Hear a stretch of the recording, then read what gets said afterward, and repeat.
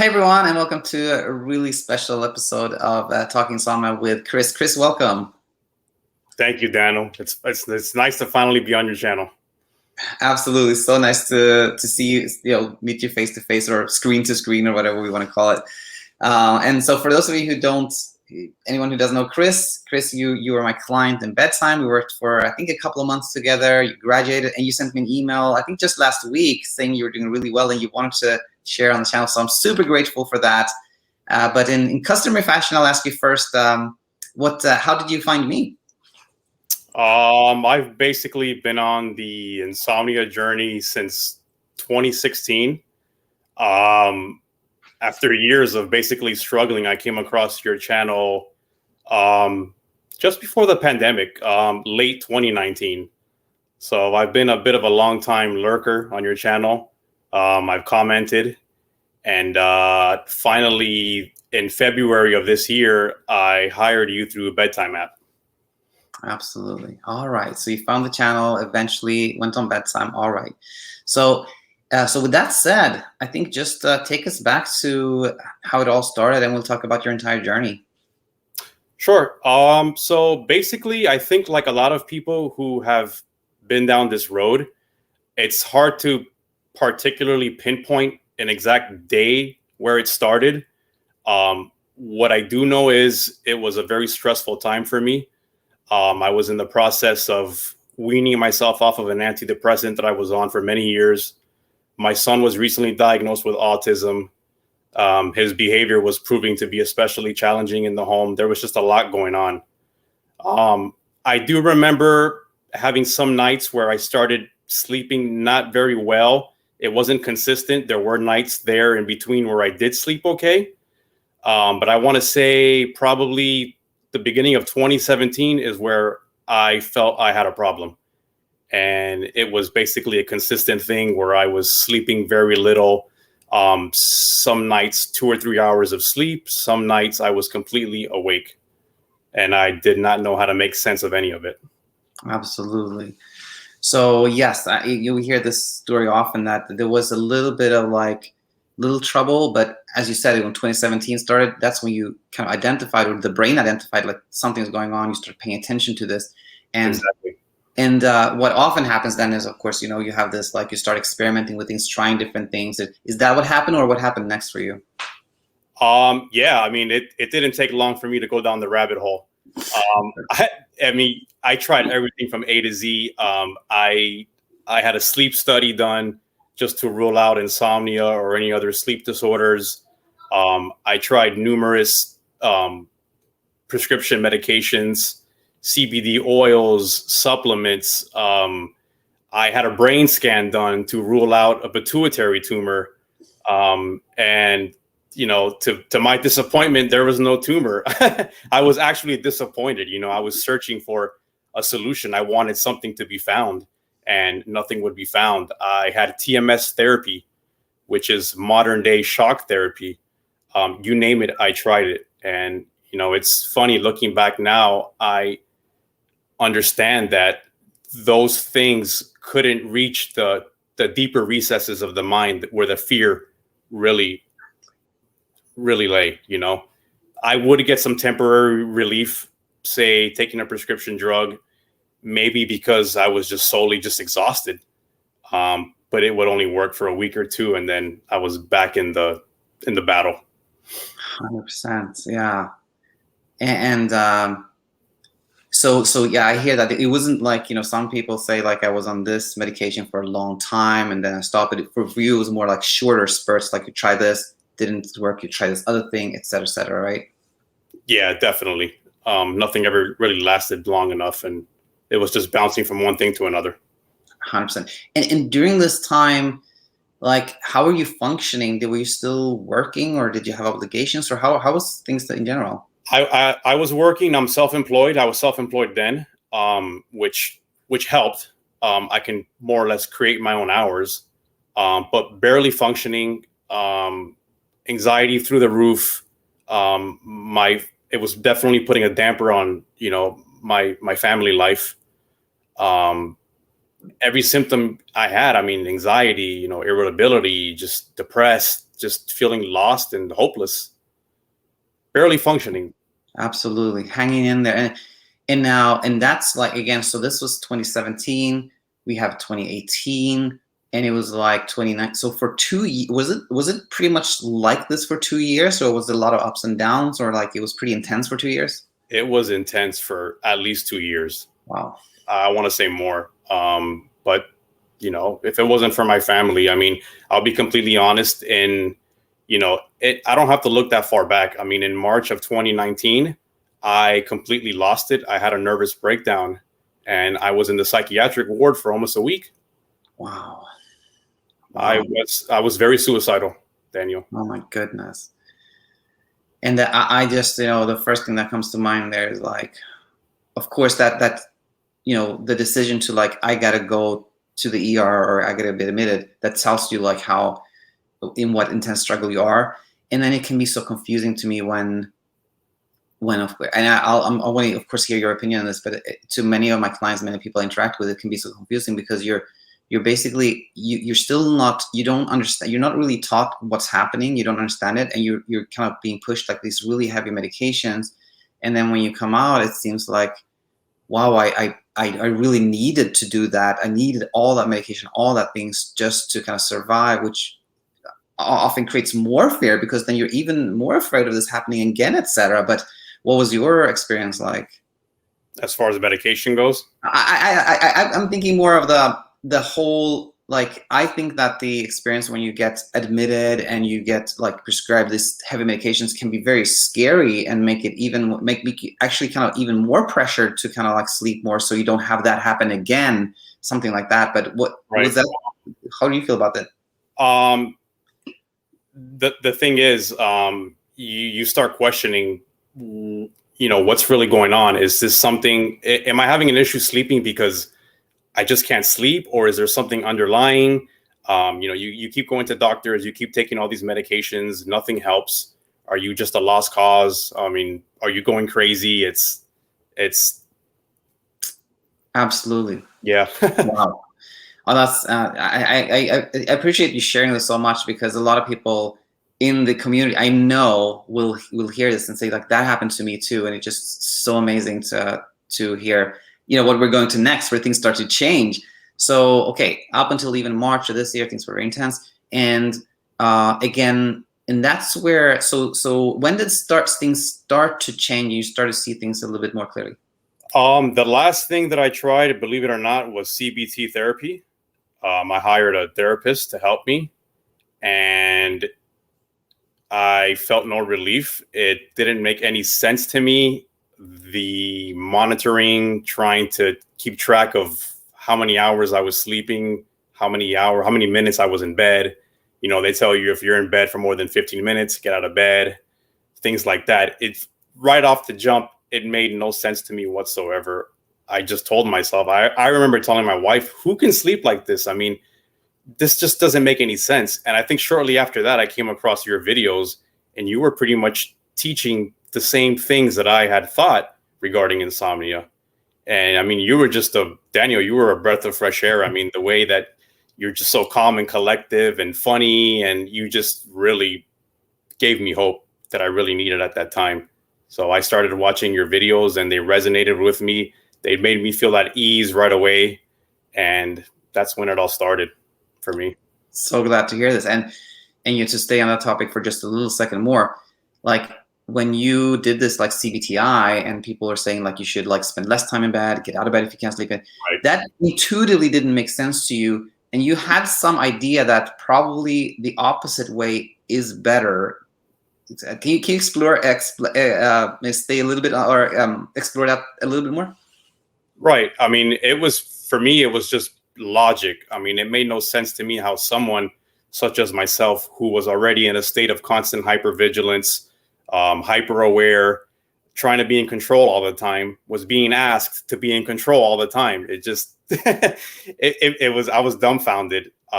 Yeah, it was just, there was an instinct. I knew it just wasn't the proper technique to help somebody in my situation. I mean, I can see how it can help somebody maybe get past short-term insomnia, maybe perhaps, but for someone that has it like I did, where it's so embedded in you, and you live that constant belief where you identify with it so much, I don't see how it could help.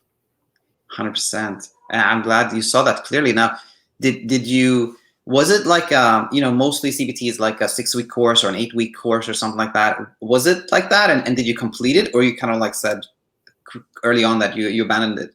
Yeah, I think this particular one was 8 weeks. And after 6 weeks, I said, no more. This is, I'm going in circles chasing my tail here with this. Absolutely.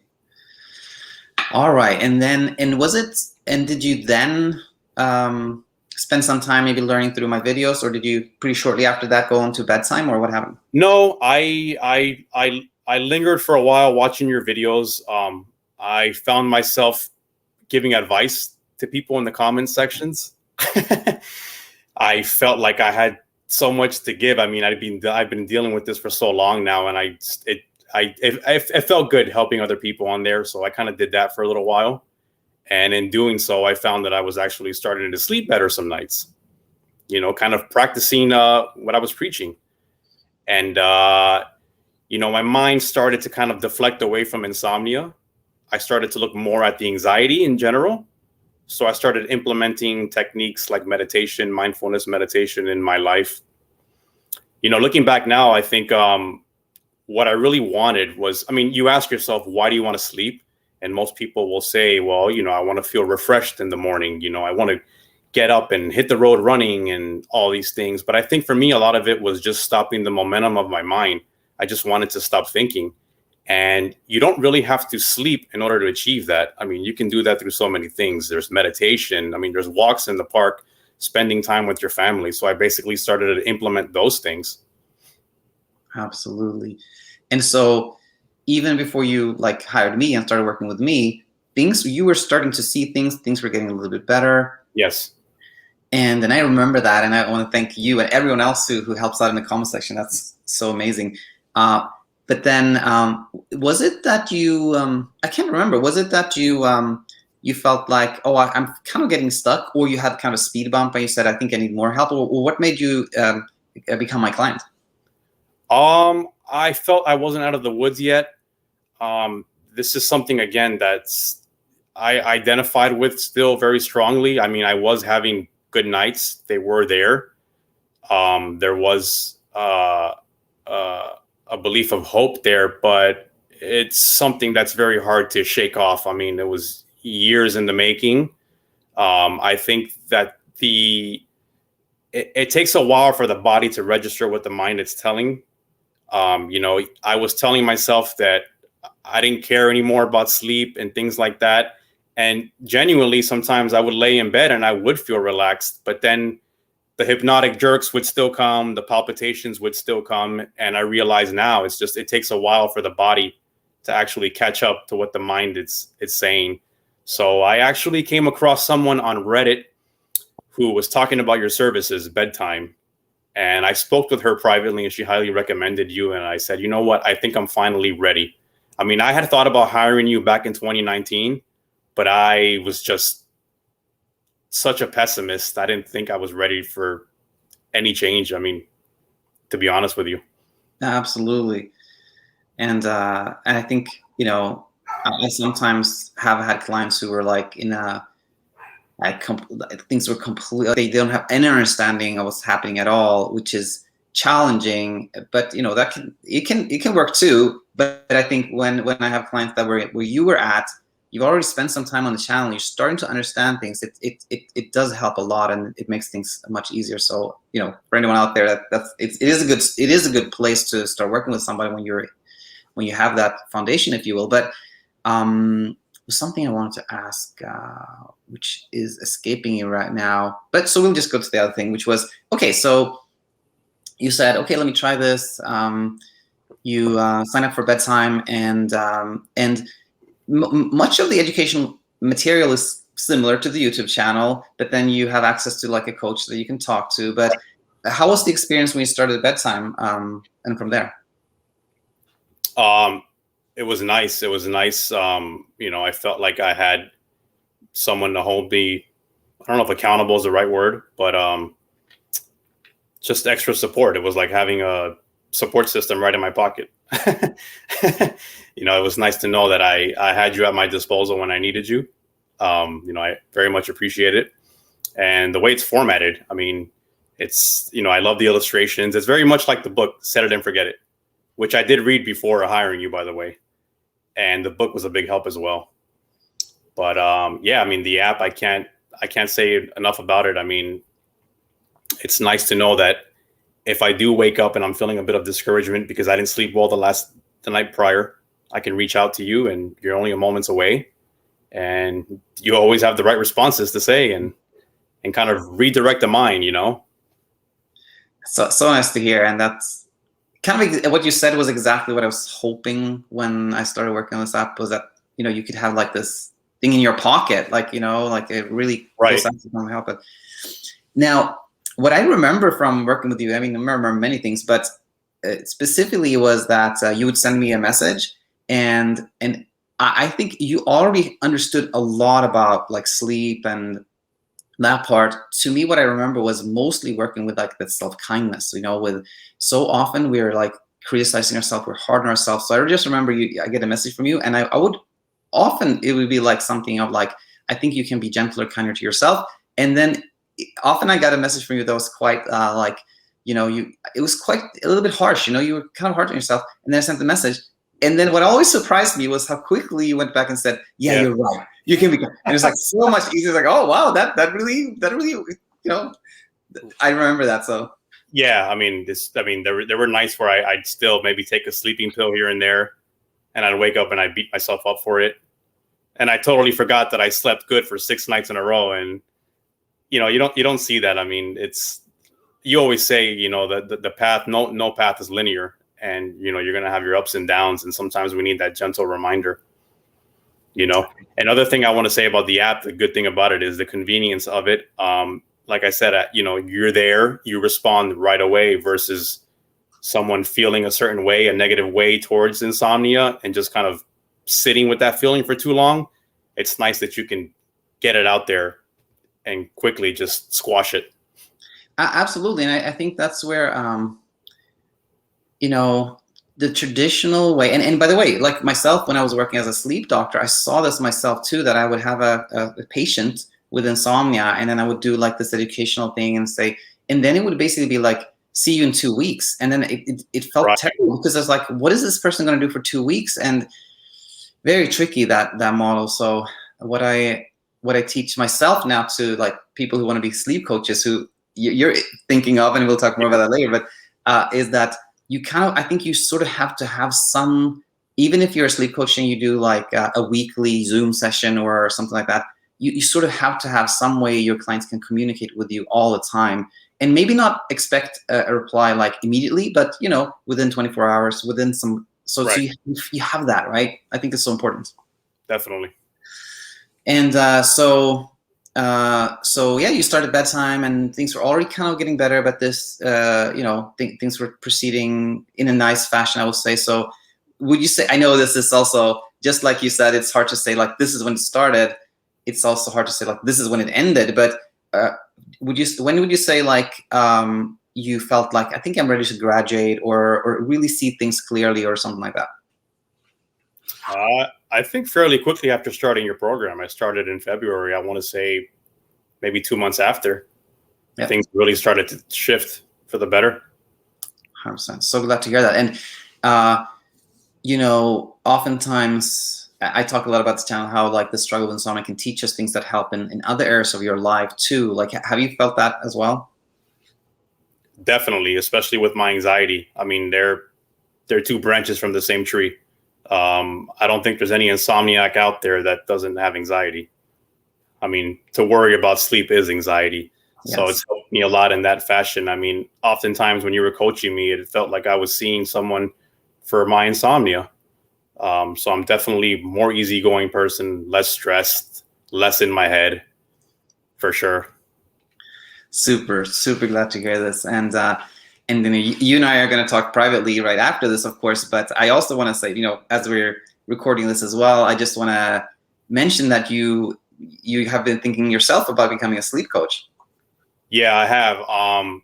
I think maybe 3 years into this journey, I told myself if I were ever to overcome this, I would have to pay it forward and help others. And that still remains very true. More so now than ever. I'm a firm believer in that everything happens for a reason. And I look back now and it was school. It was education for me. And now I think it's time for me to teach and help others for sure. Absolutely. It's music to my ears, because that's, I've really started to see it that way, that it's just kind of an educational, it can become something we just learn from, and then can just change our lives, and we can help others as well. So yeah, it should be for sure. And I think it's the last thing here. Sometimes I like to ask this one, if you talk to yourself 2 years ago, or somebody who is kind of in that intense struggle, like what would you, if you kind of pick one or two things, what would you like to tell that person? Oh yeah, I mean, if I knew then what I know now, right? I would say keep going. More than likely, you're almost there. I think a lot of us are almost there. I mean, and it's not in the beginning; it's in the end where we just want to hang it up and call it quits. Yes. Just keep going. Exactly. And just to comment on that, which I think is so true, that often have clients who are like, who literally tell me like, Daniel, like, I feel like I just want to give up. And then I'm like, yes, like, you're so close. That's what it's all about. But it's like, right. I would say also just abandon the notion of there being a battle. There is no battle. I mean, there's only a battle if you show up to the war. Just in the end, it's you versus you. It's this perceived fear of this, thief in the night that's stealing your sleep, and that's not the case. You need to stop it. That's it. Perfect. You need to stop it. Stop the fight. Stop the battle. Abandon it. That's the way. I want to say, just thank you so much Chris for coming on and sharing, and stay in touch. We'll go from there. Okay. All right. Sounds good. Bye now. Bye bye.